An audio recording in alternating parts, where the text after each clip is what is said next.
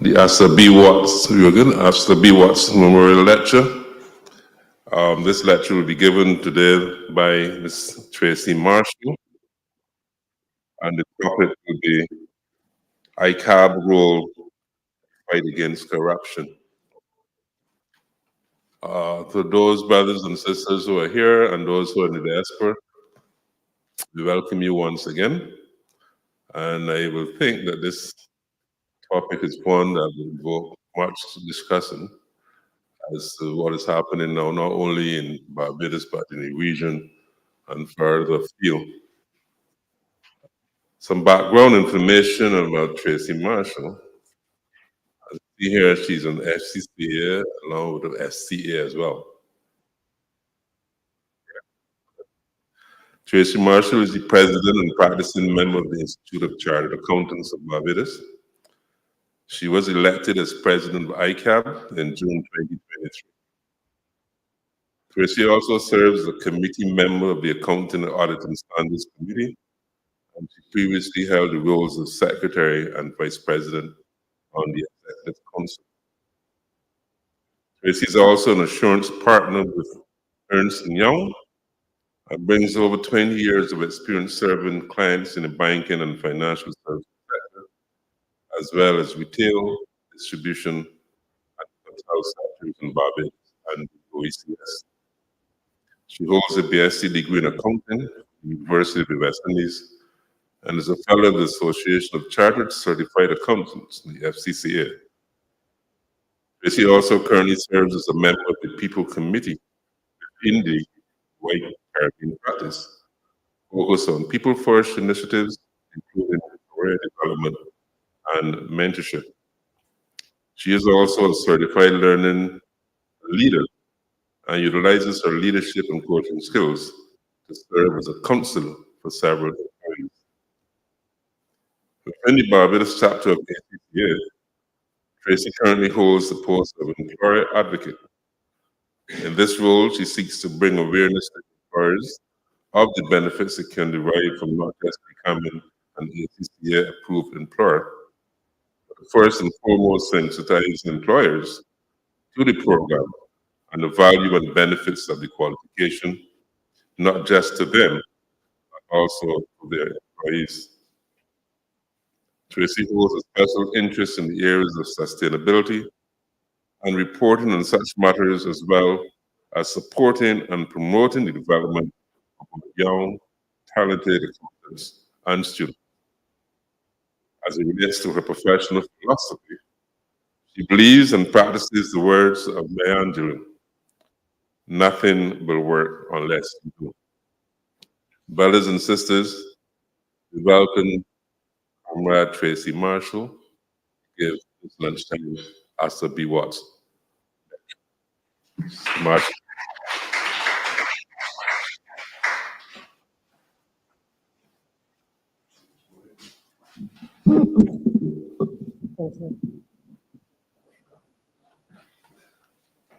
So a pleasant good afternoon to all of you joining us here today and to those who are joining us online.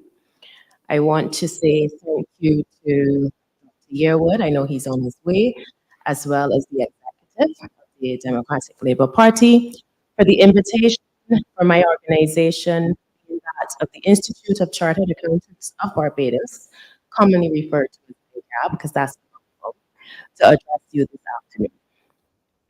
So our research has revealed that the B.Watts Lunchtime Lecture Series began back in 2016. And it was out of a desire for your organization to educate members and the wider public on a range of topics, including politics, history, and social issues. ICAB has in its mandate a strong advocacy role as we continue to serve the public's interests. So we are pleased to be here today, as both organizations seek to fulfill their mandates. Our topic for today is ICAB and our role in the fight against corruption. But before we get into today's discussion, I want to take this opportunity to share a bit about ICAB and to set the context for our conversation. So, some 49 years ago, on November 1st, the government of the day passed a piece of legislation known as Institute of Chartered Accountants of Barbados Incorporation Act of 1974, CAP 369, or what we commonly refer to as the ICAB Act. The Act established the organization we represent today. Some key points to know about ICAB are one, we are a regulatory body. We are responsible for regulating and promoting the accounting profession in Barbados. We set professional standards and issue practicing certificates to qualified chartered accountants. Secondly, ICAB is a membership organization. We have a membership base consisting of mainly chartered accountants who have met the Institute's requirements and standards. And at the end of October, just over 1,000, actually 1,105 members, and about 801 student members who are enrolled in a professional accounting body, either ACCA or CPA. All members are required to adhere to a code of ethics and professional conduct, which is set out by the Institute. Thirdly, ICAB provides education and training for future accountants. We provide education and training programs for individuals who are aspiring to become chartered accountants through its partnership with organizations such as ACCA. You would have heard that I'm a part of that designation, which is the Association of Chartered Certified Accountants. And this includes examinations and practical experience requirements. I must say, ICAB is also an internationally recognized institution. Because of ICAB's status, chartered accountants in Barbados are often eligible for membership in other international accounting bodies. So ICAB has been a member of the International Federation of Accountants, also known as IFAC, since 1981, and ICAB is a founding member of the Caribbean regional grouping, which is called the Institute of Chartered Accountants of the Caribbean. So we are indeed part of a wider international group. The Institute also offers ongoing professional development opportunities for our members and non-members to ensure they stay up to date with industry best practices and developments. ICAB has a code of ethics that all members must adhere to, promoting high ethical standards and integrity within the profession. And finally, ICAB also plays a role in safeguarding the public interest by ensuring that its members maintain the highest standards of competence and professional behavior.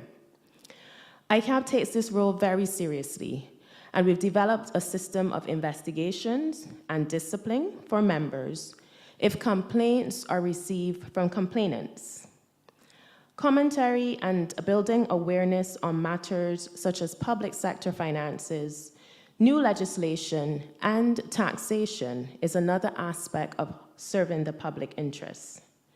So now that you have a better understanding and appreciation of what ICAB is, now let us start our conversation about corruption.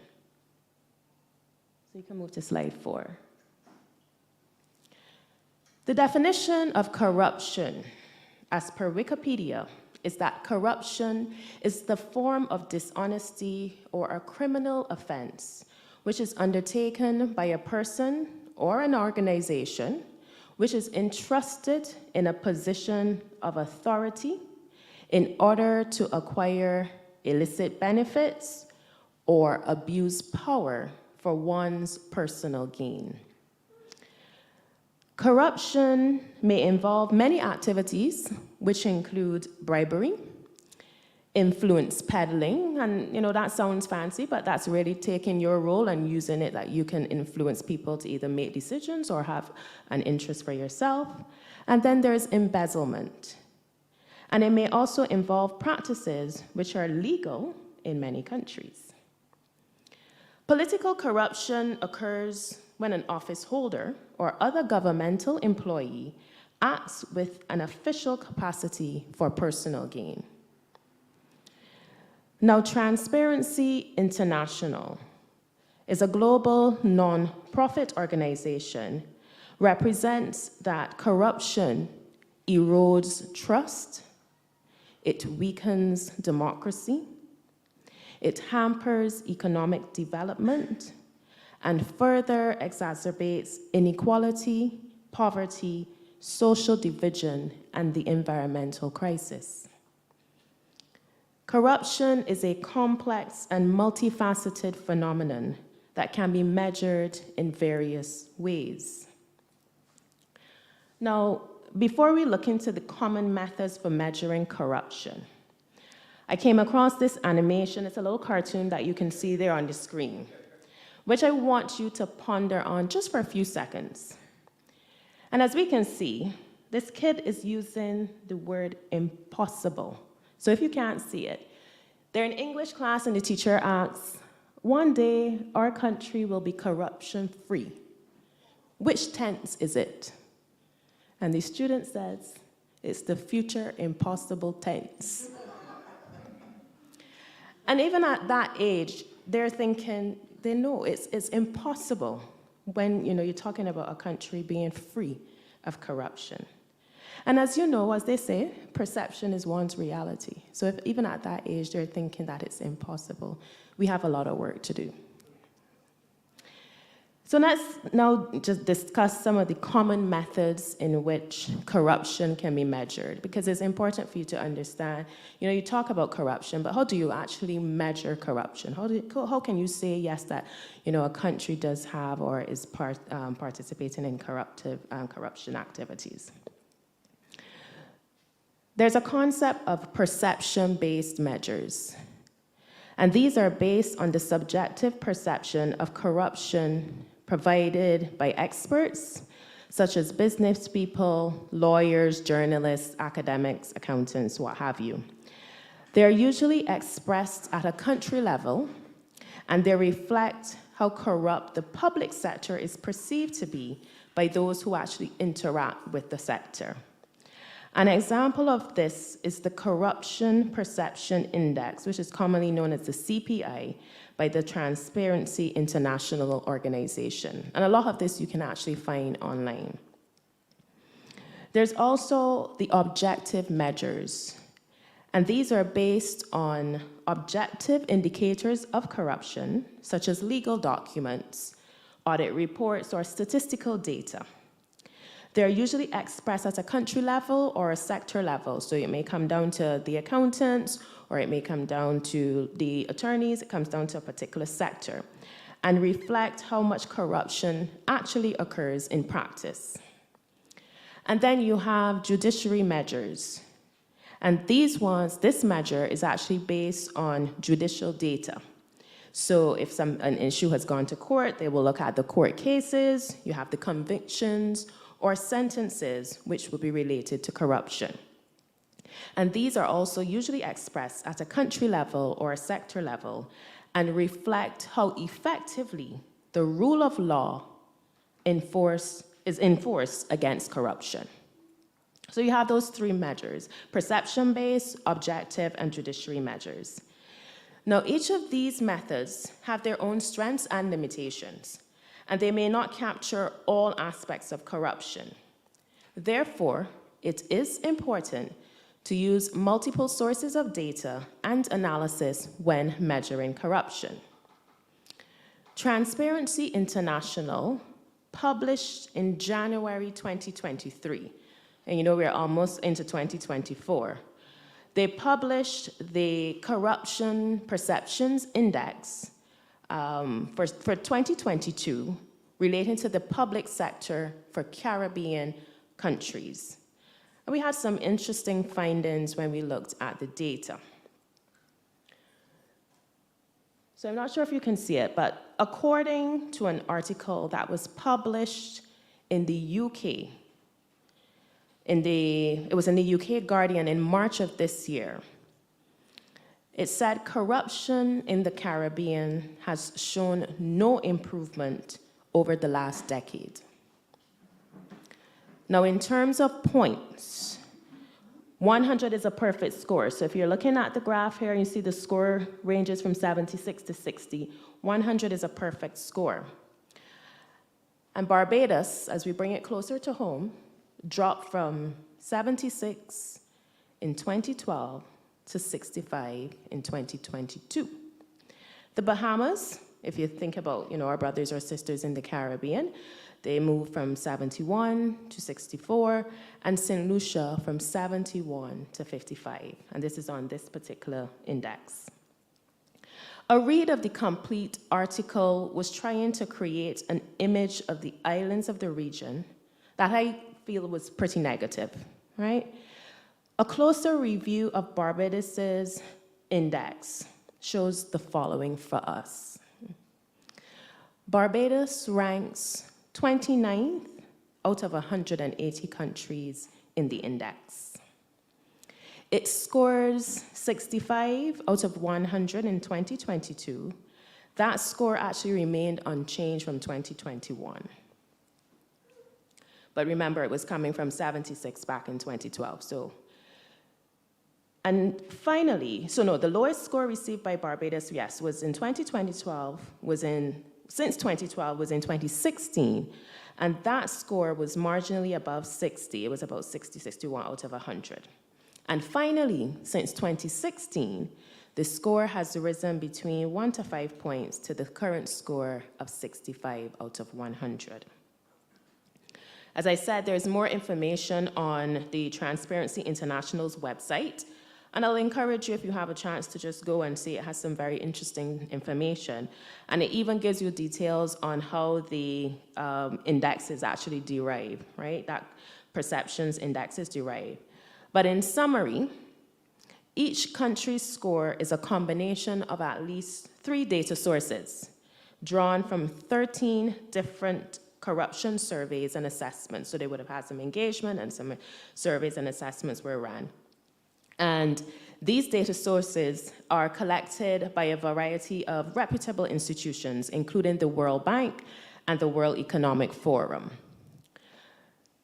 Recently, ICAB, we held a joint public event with Integrity Group Barbados in October of this year.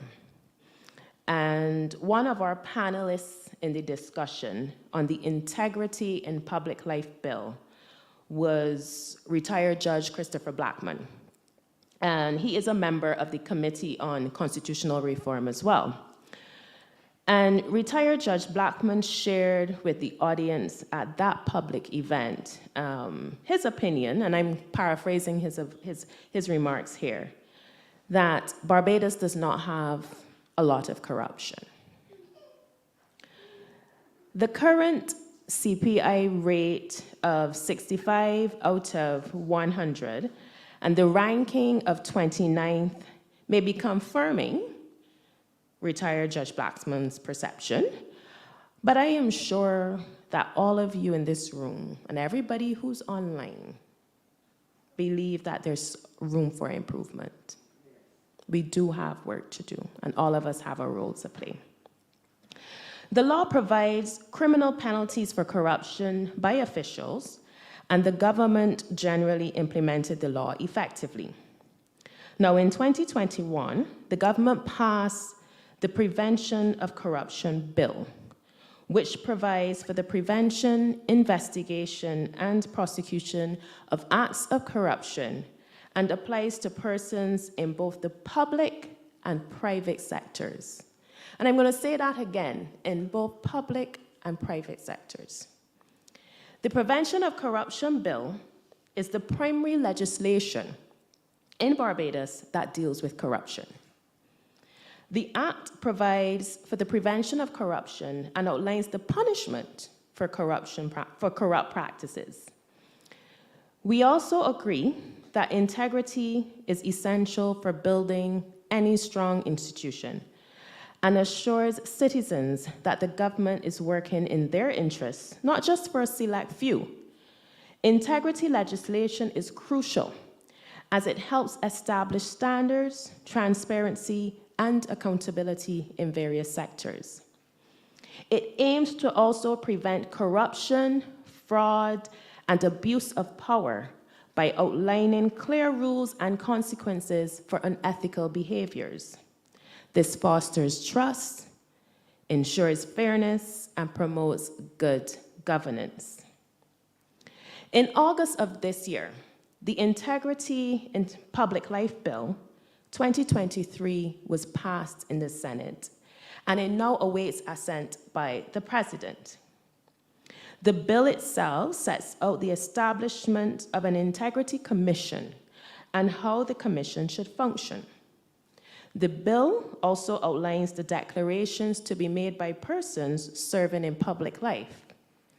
Those declarations of their financial affairs are made every 2 years to the Integrity Commission, with senior officers of the Commission making their submissions to the President of the Senate. Under the bill, persons serving in public life will be required to declare all gifts greater than $2,500. Members of the House of Assembly and the Senate will be required to file a statement of registrable interest with the Commission. One might ask, well, what is considered to be a registrable interest? And these could include the appointment of a directorship or a membership of an association. So any such interest you need to declare. Finally, the bill establishes a code of conduct for persons exercising public functions and provides for the Commission to investigate alleged contraventions of the code. The passing of the bill marked the end of a long journey. With ICAB, we provided written comments on 2 occasions and presented to the Joint Select Committee of Parliament in 2018. While the Institute is pleased to see that the bill has been passed, legislation alone is not sufficient to ensure ethical behavior. We can have all the legislation in the world, but it does not ensure that ethical behavior and ethical practices will take place. ICAB has made this statement previously, and I am re-emphasizing it here again today.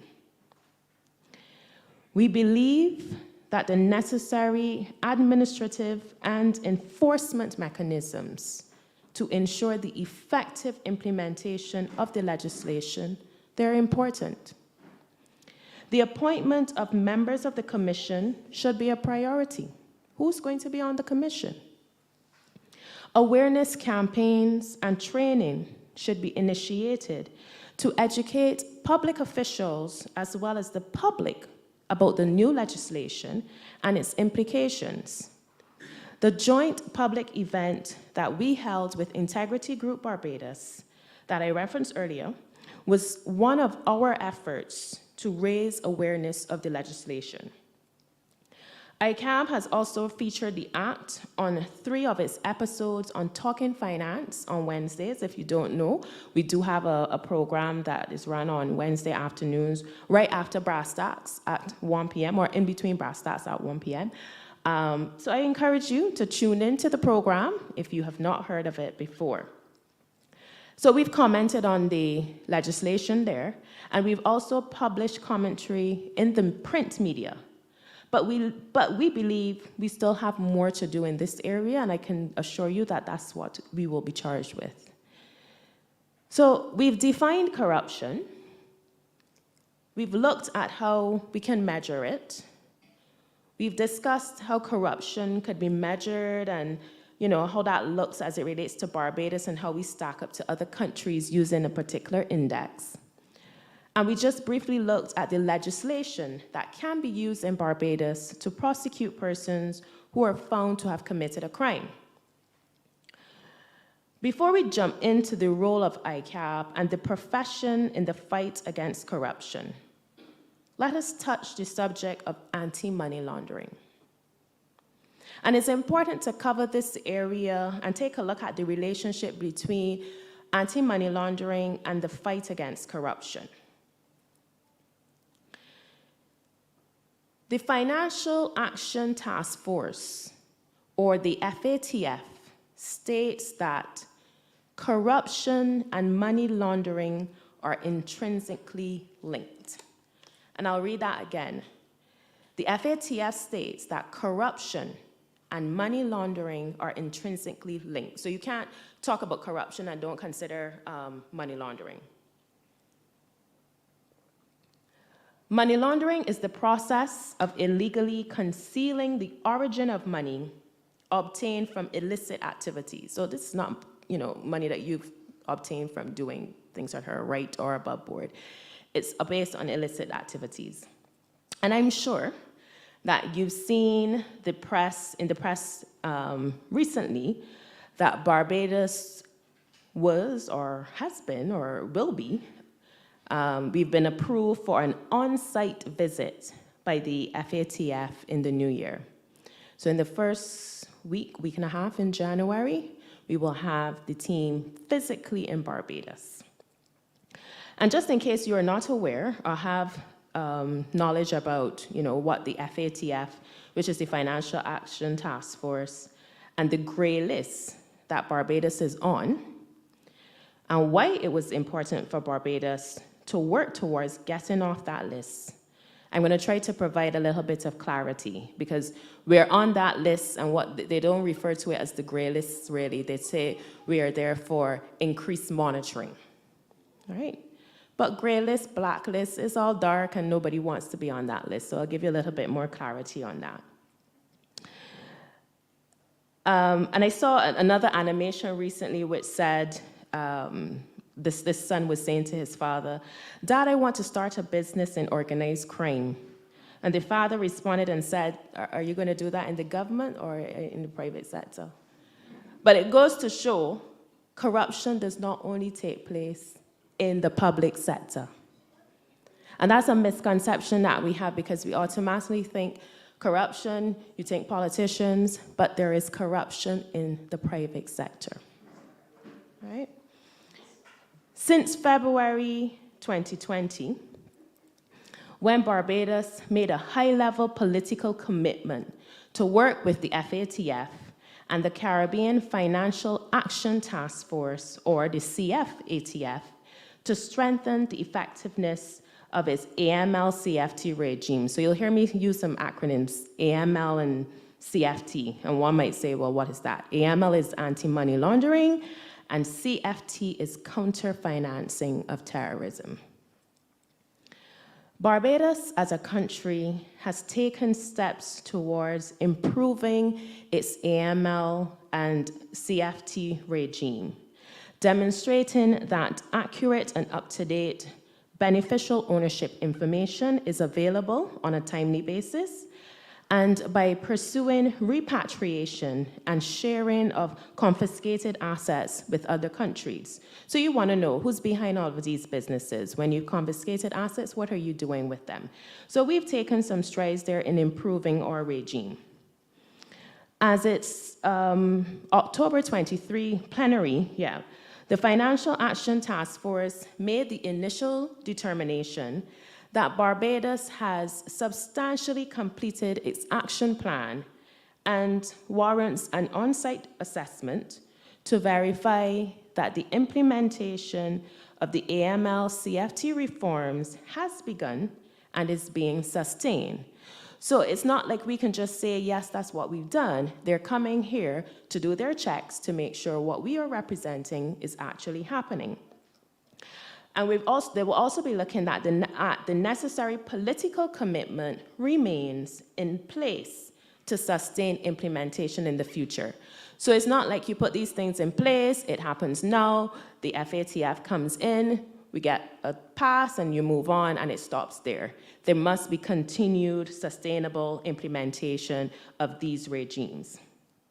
Now, Barbados has the following key reforms. 1, conducting risk-based supervision of financial institutions and applying sanctions as appropriate. 2, ensuring that accurate and up-to-date beneficial ownership information is available on a timely basis. 3, improving and enhancing the use of intelligence And 4, pursuing repatriation and sharing of confiscated assets with other countries. So those are the 4 key reforms that we have sought to implement as a country. The gray list is not the list we want to be on. So if you look at this listing here of countries, at the end of November 2023, you can see who else is on that list. And that's not a list that we want Barbados as a country to be on. Cayman just recently came off. I think might have been last month. They just came off the list, right? Trinidad was on this list, but Trinidad is also off. So we are hopeful, come January, when we have the assessments done, that we too can be removed from this list.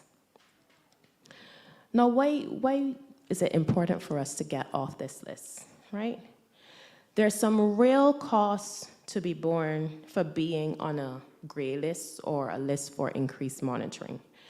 And it's not only for companies in the global business sector. You know, we have a thriving global, or what we used to call international business sector, but it also has an impact for domestic companies as well. So if you look at this slide, it's a non-tariff barrier. Nobody has said, we're going to put this fine on Barbados and charge a tariff because you're on this gray list. But there are other implications, being that of you have increased supplier costs, reduced profitability and debt service capacity, reduced access to capital. Nobody will want to really encourage or do business with us. It makes it difficult for you to say, well, you're going to open a bank account in another jurisdiction. So it has real tangible implications if you're going to be on this list. Reduced tax revenue. If we're on this list, will we get the international companies or the global companies saying, I want to do business in Barbados? So it has some real impacts. So I want to share with you now why the role of an accountant and ICAB is important in the fight against corruption and anti-money laundering. Do we have any accountants in the room by any chance? 1, 2. Housewife. Somebody said a housewife. Well, you know, they're the best accountants, right? Because they got to manage and handle everything. So Transparency International did some work to statistically confirm that there's a high level of correlation between the penetration of accountants in the workforce and the Corruption Perceptions Index. Basically, put more of us in the place, and we should be a little better off, is basically what it's saying. There's a correlation. So the correlation chart that you're seeing here was created by the Transparency International using the data that they gathered back in 2022 for the 2022 barometer. As you can see, it's saying there's a strong correlation where you have a higher proportion of accountants in the workforce and where you fall on this index. And there are a few reasons for that, right? The empirical evidence based on the work that was performed to draw the conclusions regarding the effectiveness of the accounting profession in the fight against AML was compiled by IFAC. Remember, that's the umbrella body of which we are a member. And we're using that, this information is coming with their permission. You know, we're not being corrupt here and using something that we don't have permission to use. So I want to make that declaration, right? And this is basically saying that where you have accountants, and they're talking about an increase of 500 accountants per million. Now, obviously, Barbados, you have to think size and scale. We are a small jurisdiction. But basically, when you have accountants, qualified accountants in place, you have a decrease in what we call, in terms of, if you're looking at relative to GDP, no real changes there. But if you look at in the service sector, where you're providing services and you have us as gatekeepers in there, you can see the improvements of 1.27%. If you increase the if you have stronger accountants or you have accountants in place, you can see that there are increases in GDP per capita. And that's because you have transparency and you have what we like to refer to ourselves as gatekeepers. Somebody who is looking at the numbers, making sure that you're reporting fair and accurate information. People who are operating on a pillar of ethics and a backbone of integrity. So our role, we have a big role to play, and not just to look at the numbers, but we also have a role at ICAB to make sure we sensitize our members to what we are responsible for as an institute. And it's important that all that we do that is hinged on ethics and integrity, it all comes back and impacts corruption, anti-money laundering, all those areas in terms of what is important to this profession and how we can be the ones who can assist with, I don't want to say minimizing corruption, but putting the right measures in place to make it as difficult as it can be for that act to be perpetrated, right? So as we wrap up, the compliance unit of Barbados, I attended a session, was it, 2 weeks ago, maybe? Yeah, about 2 weeks ago. They launched their website, and they have noted that we as accountants are gatekeepers. And you'll hear that a lot as it relates to us. They've actually looked at guidance documents based on sectors, and they have a sector specifically for accountants. There's one for attorneys, there's one for those handling real estate, and there's one handling precious metals. And if you think about those 4 sectors, it's where they will probably say, that's where the money is. It's money coming in, money going out, and they've categorized us in those 4 sectors. And our role is critical in the fight against corruption as we seek to, 1, ensure financial transparency. We have to be transparent in all that we report and all that we share. 2, and I'm going to wear an auditor hat here for a second because I am an auditor, conduct our audits to detect irregularities using professional standards. All that we do, it's not Tracy's standards or Lisa's standards or Damien's standards or Mr. Blackett's standards. They're professional, international standards that we have to adhere to. And if we do that job to the best of our ability, we have a good chance of fighting corruption. And thirdly, we're supposed to be there to guide and implement strong internal controls within organizations to prevent fraudulent activities. Will it entirely wipe out corruption? Absolutely not. Back to the slide we had, it's impossible. But our role as accountants and at ICAB as the regulator, we gotta call a spade a spade. We gotta continue to educate and support our members and the wider public in the fight against corruption. As citizens of this country, this is a country that we all love. We all have a responsibility to act with integrity and high ethical standards to create a transparent and trustworthy business environment. And with that, I say thank you. I'm willing to furnish any questions that you may have. My interim executive director is also here. My vice president has joined us. So if you do have questions for us, we'll be happy to take those at this time. Thank you.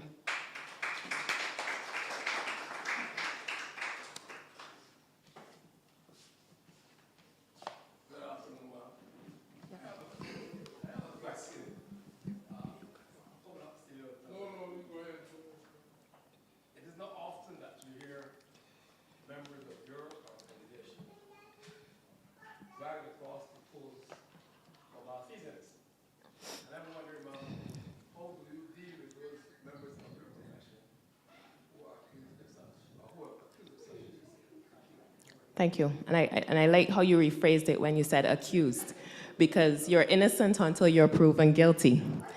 So